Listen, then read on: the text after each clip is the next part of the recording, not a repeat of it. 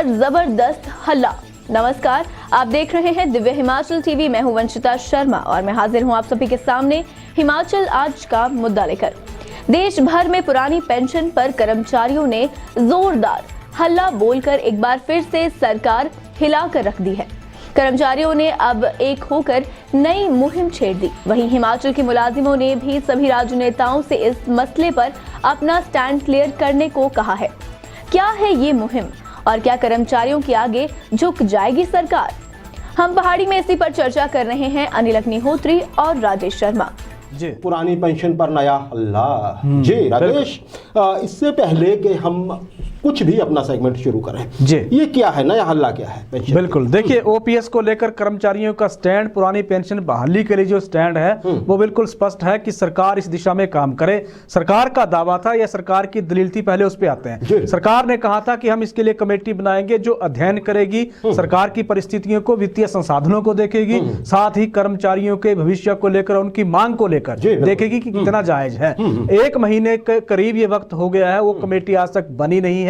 तो कर्मचारियों ने सीधे तौर पे पुरानी पेंशन की बहाली के लिए मोर्चा खोल दिया है। अलग अलग प्लेटफॉर्म पे अलग अलग मोर्चे हैं, लगातार मीटिंगें भी चलती रही हैं, लेकिन आज जो घटनाक्रम सबसे बड़ा हुआ है वो देश भर में ये घटनाक्रम है। देश भर में एक अभियान कर्मचारियों ने छेड़ दिया है पुरानी पेंशन की बहाली के लिए। अभियान ट्विटर पे शुरू हुआ है अग्निहोत्री जी, सोशल मीडिया से छेड़ा था पहले। ट्विटर एक कैंपेन आज शुरू हो गई है जिसमें कहा गया हैशटैग वोट फॉर ओपीएस अभियान। ये vote for OPS top trending है ना, बिल्कुल टॉप ट्रेंड्स जो जा रहे हैं इंडिया में इस वक्त, बिल्कुल उनमें से एक चल पड़ा है। बिल्कुल एक चल पड़ा है, एक हो गया पूरे भारत। बिल्कुल पूरे देश के कर्मचारी इस मांग को लेकर एकजुट हो गए हैं, जो ये कह रहे हैं कि हमें आने वाले दौर में कोरोना से एक्चुअली तुलना कर रहे हैं कि कोरोना से बचाने के लिए सरकार ने जिस तरह से वैक्सीन की एक सुरक्षा कवच लोगों को दिया है, अब बूस्टर डोज का कवच दिया जा रहा है, उसी तरह कर्मचारियों का भविष्य बचाने के लिए उन्हें पुरानी पेंशन का कवच दिया जाए। तो ये अभियान राष्ट्रीय स्तर पे छिड़ गया है। राजेश,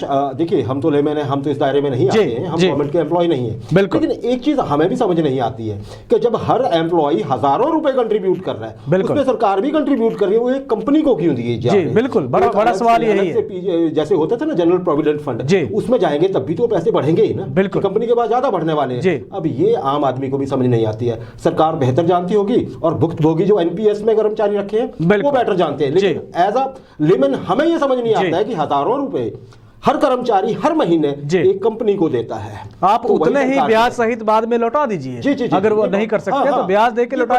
लेकिन इसमें सबसे बड़ी बात यह अग्निहोत्री जी कि कर्मचारी जितना उसने कंट्रीब्यूट किया होता है वो 100% विड्रॉ नहीं कर पाता है जब वो रिटायर हो जाएगा। दिक्कत यही है सबसे बड़ी। तो पैसा खत्म हो रहा है, परिस्थितियां वो पैदा हो गई। अब ये समझ नहीं आती है हमें। हो सकता है इसके पीछे को लॉजिक हो, कर्मचारी ही पूछे और उनको ही सरकार बताए तो बेहतर होगा, लेकिन इसमें भला किसका हो रहा है? कंपनी का कम से कम भला हो ही रहा है, आगे भगवान जानता है। राजेश, वैसे जैसे आपने कहा कि टॉप ट्रेंड कर रहा है, कर्मचारियों ने एक मास्टर शॉट खेला है। मास्टर शॉट कैसे? बिल्कुल वो वर्तमान केंद्र सरकार सबसे बड़ी जंग में उलझी हुई है इन दिनों, और जंग है उत्तर प्रदेश के विधानसभा चुनाव। बहुत बड़ा प्रदेश है, पाकिस्तान से ज्यादा आबादी अकेले प्रदेश उत्तर प्रदेश की। बिल्कुल वहां पे अब एक ऐसी जंग है जिसे अस्तित्व की जंग कहा जा रहा है, और वहां पे एक एक छोटा छोटा वर्ग जो है वो मायने रखता है। राजेश, उत्तर प्रदेश में वहां के जो चुनौती, सबसे बड़ी चुनौती भाजपा के लिए अखिलेश यादव समाजवादी पार्टी की तरफ से। राजेश, उन्होंने भरे मन से दावा भी कर दिया और घोषणा भी कर दी है, सरकार बनते ही जितने भी लाखों कर्मचारी हैं सबको ओपीएस, और उन्होंने कहा कि मैं देके दिखाऊंगा कि कैसे दी जाती है। क्या कहेंगे आप? बिल्कुल सही है। देखिए अखिलेश यादव ने एक मास्टर स्ट्रोक खेला है, और अखिलेश यादव को अगर हम देखते हैं तो उन्होंने वही दाव खेला है जो हिमाचल में कांग्रेस ने दाव खेला है। बिल्कुल, लेकिन सवाल एक उठ रहा है अग्निहोत्री जी, सवाल ये उठ रहा है कि जब विपक्ष में आप होते हैं तो इस तरह के दावे तो करते हैं, जब सत्ता आपके पास आती है तो आप भूल जाते हैं, आप वो परिस्थितियों उनको याद नहीं रखते हैं। अखिलेश यादव ने दरअसल कहा क्या है कि अखिलेश यादव ने यह कहा है कि यूपी की सत्ता पर जब समाजवादी पार्टी की अगली सरकार आएगी, 10 मार्च को नतीजे आएंगे वहां, जब सरकार यूपी में समाजवादी पार्टी की बन जाएगी, उसके बाद प्रदेश के 18 लाख कर्मचारियों के लिए पुरानी पेंशन की व्यवस्था बहाल कर दी जाएगी। ये अखिलेश यादव का दावा है। उन्होंने सीधे तौर पे ये कर्मचारी वर्ग को साधने के लिए ये कहा है। अब इसका असर हिमाचल पे, क्योंकि हिमाचल में कांग्रेस ने पहले अपना स्टैंड क्लियर कर दिया है, क्योंकि हिमाचल में भी आप देखिए दिसंबर से पहले सरकार यहां भी बनेगी, चुनाव यहां भी है। पंजाब की रणनीति को देख लिए, वहां कांग्रेस पार्टी अलग रणनीति लेके चली है। वही मसला राजस्थान में उठ रहा है, वही मसला मध्य प्रदेश में, इस तरह के मसले चल पड़े हैं। लेकिन सवाल खड़ा ये हो रहा है अब कि अखिलेश यादव चाहे जितना मर्जी बोल लें, सवाल खड़ा ये हो रहा है, कर्मचारी भी यही कह रहे हैं कि जब आप विपक्ष में होते हैं तो आपकी भूमिका कुछ और होती है, और जब आप सत्ता पक्ष में जब लौटते हैं तो आप फिर बातें भूल जाते हैं। तो उन्होंने मास्टर स्ट्रोक तो एक खेल दिया है, क्योंकि वोट जहां से निकलेगा उनको पता है, कर्मचारी नब्ज उन्होंने पकड़ ली है। जी राजेश, बिल्कुल सही कहा आपने कि विपक्ष में भूल जाते हैं। लेकिन यहाँ पे एक थोड़ा सा देखिए, एकमात्र प्रदेश है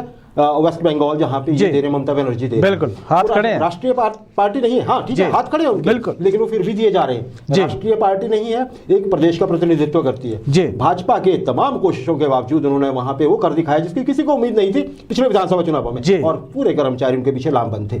वैसा ही अखिलेश यादव के साथ भी है राजेश, उनको कहीं और जवाबदेही नहीं देनी है, उनको सिर्फ यूपी देखना, और वहां वो अगर चाहेंगे तो दे पाएंगे। कांग्रेस की स्थिति क्या होती है, बिल्कुल ये देखने वाली बात है। अब इसमें जो हुआ है, क्योंकि इस तरह का घटनाक्रम जब चल पड़ा है, तो Himachal Pradesh new pension employees association जो है उसका एक कमेंट आज चला है, जो बहुत एक तरह से सोशल मीडिया पे बहुत चला हुआ, बहुत चर्चित है। वो कमेंट क्या है कि 5 राज्यों में चुनाव होने जा रहे हैं, राजनीतिक दलों को इस मुद्दे पर अपना रुख स्पष्ट करना होगा, क्योंकि उन्होंने अखिलेश को कहा है कि उन्होंने तो स्पष्ट कर दिया है, गोलमोल बात नहीं होगी, सीधा तर्क देना होगा कि आप पुरानी पेंशन की बहाली के लिए क्या स्टैंड, क्या विजन लेके सामने चल रहे हैं। दबाव यह है कि सीधे तौर पे कहा जा रहा है कि अगर कोई पार्टी या कोई राजनीतिक दल अब ओपीएस को लेकर स्टैंड क्लियर नहीं करता है तो फिर कर्मचारियों के वोट भूल जाएं। इस तरह का ट्रेंड, बिल्कुल इस तरह का ट्रेंड ये चल पड़ा सोशल मीडिया।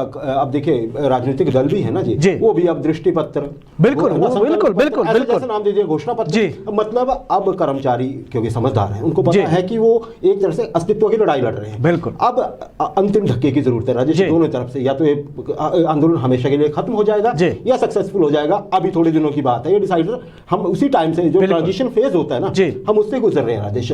आपने बात कही थी कि जैसे जब किसी, अभी आपने वादों की बात की, वादों का एक बानगी दिखा देते हैं हिमाचल में।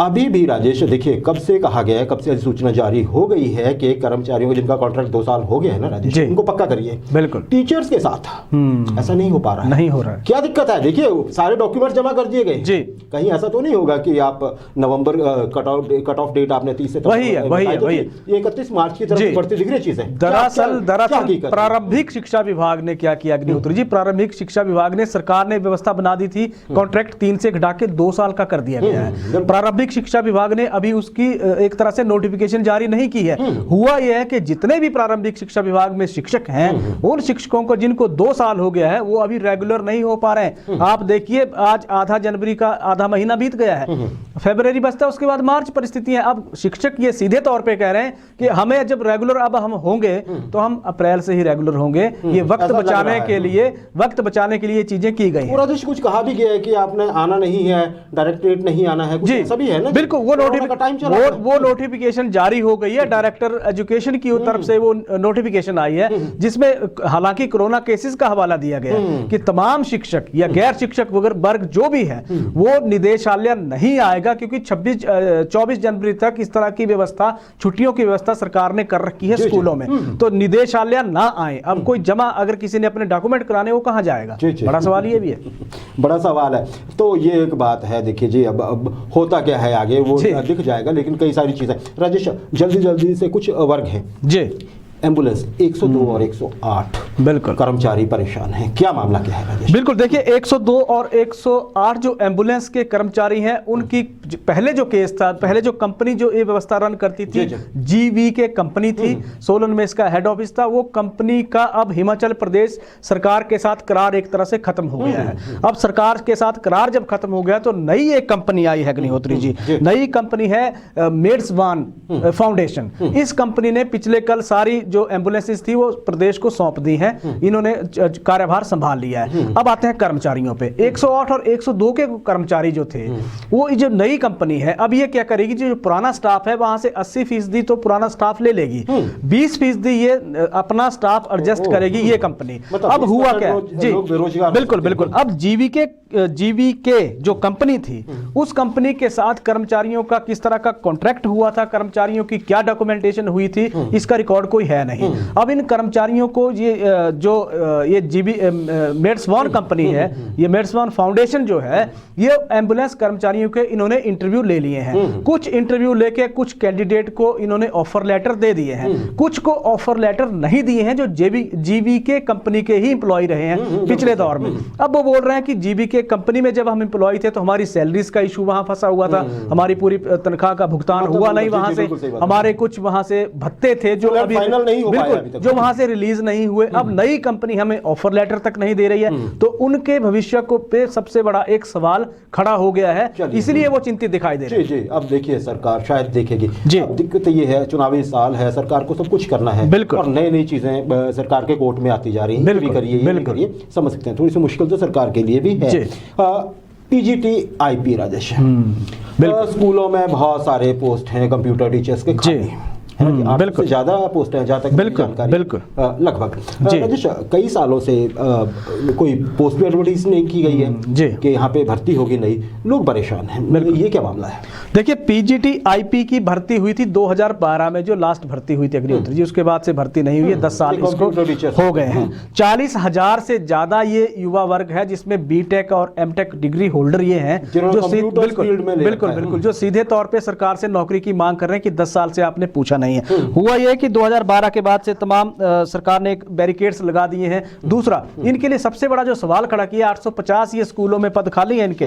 सबसे बड़ा जो दिक्कत इनके लिए है, ये मुख्यमंत्री जयराम ठाकुर से मिले हैं। इन्होंने मांग एक तो ये उठाई है कि एक तो पॉलिसी की मांग उठाई है, भर्ती प्रक्रिया को शुरू करने की मांग उठाई है जो 10 सालों से लटकी है। दूसरी मांग, सरकार ने एक बैरिकेड इनके लिए लगाया जिसमें यह कहा गया है कि पीजीटी आईपी की भर्ती के लिए किसी भी आवेदक को डिग्री होल्डर होने के साथ साथ, वो तो इनिशियल जो क्वालिफिकेशन है वो तो रहेगी, उसके साथ साथ 5 साल का टीचिंग एक्सपीरियंस होना भी बहुत जरूरी है पीजीटी आईपी के लिए। अब ये संघ इनका दलील ये दे रहा है कि बाकी पीजीटी के लिए जब इस तरह की व्यवस्था आपने नहीं की है, वहां तो आप एक्सपीरियंस सर्टिफिकेट मांगते नहीं है, तो सिर्फ आईपी वालों के मसले पे क्यों मांगा जा रहा है, इसको हटाया जाए। इसीलिए 10 साल से आप भर्ती कर नहीं रहे हैं, ऊपर से शर्तें थोपे जा रहे हैं, तो ये व्यवस्था कब तक चलेगी? 40,000 युवाओं के करियर का सवाल है, इसलिए भड़क पड़े हैं। और मान लीजिए किसी के पास हो भी एक्सपीरियंस तो आपने निकाली नहीं है, पता कैसे लगेगा? बिल्कुल। अच्छा राजेश, एक और वर्ग है जी, ऐसा वर्ग है जो बहुत काम के बोझ के तले है, लेकिन उसकी सुनवाई, ये कहा जाता है कि जी हमारी कोई सुनवाई नहीं करता है क्योंकि हम बड़े निचले लेवल पे काम करते हैं। ये लोग हैं पंचायत चौकीदार। पंचायत चौकीदारों की राजेश बात करें तो ये 3,226 कर्मचारी हैं, शायद इतनी पंचायत है, कुछ और बन गई हैं, वहां पे भी नियुक्तियां नहीं हुई हैं, 400 के करीब तो और बढ़ जाएंगे ये। राजेश, इनको देखिए, ऐसा है, इनका कहना है कि हमारे काम के घंटे जो बताए जाते हैं उससे बहुत ज्यादा हैं, और सैलरी क्या ऑनरेरियम जो इनको मिलता है वो बहुत ही कम है। आज के जमाने में अगर किसी ने परिवार चलाना है और बच्चे पालने हैं, उन पैसों में जो पंचायत चौकीदारों को दिए जाते हैं, तो वो मतलब बड़ी परेशानी में है ये लोग। क्या चिंता क्या है इनकी, क्या तर्क है इनका, और सुनवाई क्यों नहीं? बिल्कुल, देखिए, चिंता इनकी वाजिब है, और तर्क अगर हम जान लेते हैं तो तर्क भी इनका वैलिड है अग्निहोत्री जी।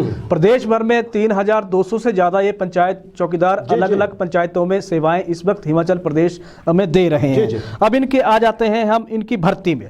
जब इनकी भर्ती हुई थी तो उस वक्त ये कहा गया था कि आपकी ड्यूटी 4 घंटे की होगी, 4 घंटे ही आपको काम करना होगा, और आपको जो सैलरी दी जाएगी, मानदेय जिस शब्द का आपने इस्तेमाल किया, वो 5300, 5,300 प्लस 300 रुपए का दिया जाएगा। पंचायत बिल्कुल 300 रुपए सरकार देती है, यानी कि कुल जो बनेगा 5,600 रुपए एक महीने की वो पगार एक तरह से बनेगी। ये व्यवस्था उनके लिए उस वक्त कर दी थी।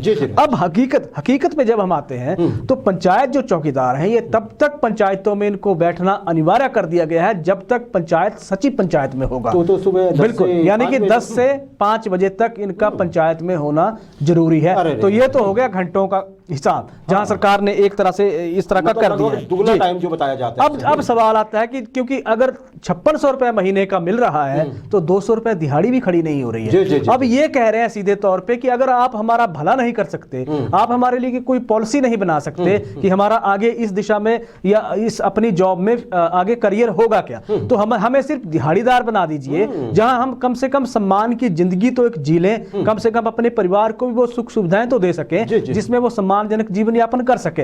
इसलिए अब ये मांग उठा रहे हैं। तो ज्यादा कुछ नहीं करना चाहती है सरकार, तो हमें सिर्फ दिहाड़ीदार ही बना दो, ये इनकी मांग है। जो दिहाड़ीदार बनने से राजेश देखिए क्या होगा, एक तो काम की बात हुई, देखिए पंचायत में ही काम नहीं करना पड़ता इनको कई बार, जैसे बिल्कुल अलग अलग जगह ऑफिस जो होता है ना, खंड विकास कार्यालय, कई बार इनको कोई प्रोग्राम हो तो वहां भी जाना पड़ता है, वहां भी इनको साथ संभाल चीजें यहाँ से वहां रखिए, मतलब पूरे प्रोग्राम में इनके हाथ में होता है। जी राजेश, दूसरी बात देखिए, ये तो बात कई बार कही जाती है ना कि काम में शोषण जी, प्राइवेट सेक्टर पे ऐसे लगता है कि जी उनको तो उतनी दिहाड़ी भी नहीं मिलती है। बिल्कुल सरकार की सेवा में लोग लगे हुए हैं, उनको दिहाड़ी नहीं मिल रही है, उनको मांग उठानी पड़ रही है। अच्छा, बड़ी बात पता है क्या राजेश, पहले समय में कोई भी आदमी पंचायत चौकीदार लग सकता था, अब जो लगे मजबूरी में वो काफी पढ़े लिखे लोग भी हैं। बिल्कुल इतना पढ़े लिखे लोग जो इंग्लिश बोल लेते हैं, जो कंप्यूटर चला लेते हैं, जो इंग्लिश में लेटर ड्राफ्ट कर लेते हैं, सब कुछ कर लेते हैं। बिल्कुल लेकिन चलिए, अब रोजगार की बात है, उनकी अपनी चॉइस थी, खैर एक तरह हम भी कह सकते हैं, लेकिन इनका यही कहना है कि कम से कम हमें उस दिहाड़ी पे ले आइए जो सरकार ने सरकारी दिहाड़ी रखी है। बिल्कुल कम से कम 5600 रुपए से कुछ तो बढ़ेंगे। बिल्कुल बच्चों को आप थोड़ा सा देखिए, ऐसा तो नहीं लग्जरी में तो नहीं रख सकते, लेकिन थोड़ी बहुत जरूरतें तो पूरी कर लेंगे। बिल्कुल है ना जी, तो ये एक जायज सी मांग लगती है राजेश पंचायत चौकीदार की। अच्छा, इनको ये लगता है कि देखिए पहले भी इनका कहना ये है कि मांग गई थी, वापस हो गई इनकी मांग, जी मंत्रिमंडल में दोबारा आई नहीं, क्योंकि इसमें कहा गया था कि पॉलिसी नए सिरे से कुछ अच्छी बना के लीजिए। तो सिर्फ इनकी इतनी मांग है कि और कुछ नहीं, सीधे सीधे शब्दों में आप हमें दिहाड़ीदारी बनाओ। बिल्कुल है ना, पॉलिसी बाद में होती रही, फिर दिहाड़ीदारों को जिस तरह से आगे चल के फायदा मिलता है या नहीं गवर्नमेंट वो मिलता रहेगा। तो राजेश, ये पंचायत चौकीदार संघ की बात है, और ये कम कर्मचारी नहीं है, 3226 कर्मचारी कम नहीं होते, और जुड़ने जा रहे हैं। बिल्कुल